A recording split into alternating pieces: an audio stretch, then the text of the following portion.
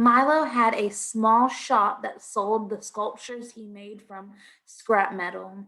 Once a week, he'd go to the junkyard. For a couple of dollars, he'd get a truckload of pipes, bolts, and car parts that no one wanted anymore.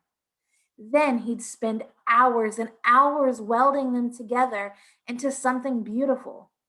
The problem was that his shop was so far out in the country that he got almost no visitors.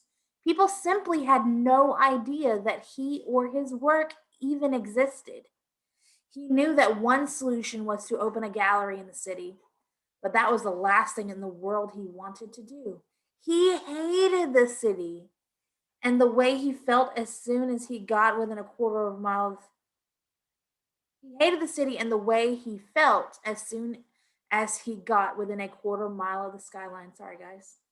He could feel the buildings ganging together and surrounding him. It was like a group of broad shouldered bullies letting him know he wasn't welcome in their neighborhood. The idea of moving the city simply made him sick to his stomach. There had to be another way. Maybe he just needed a website.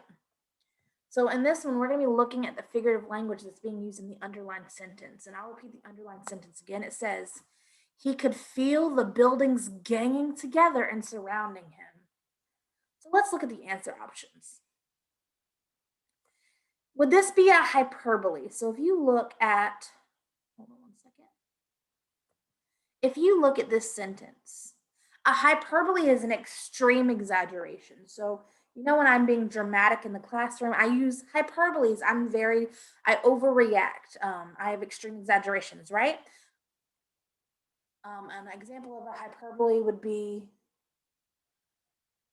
a student yelled so loud that it broke everybody's eardrums. Did it really? No.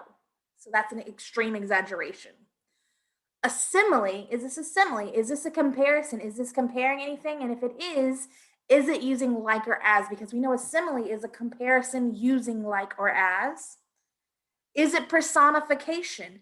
And personification is giving non-human things like a table or a desk or a chair human characteristics.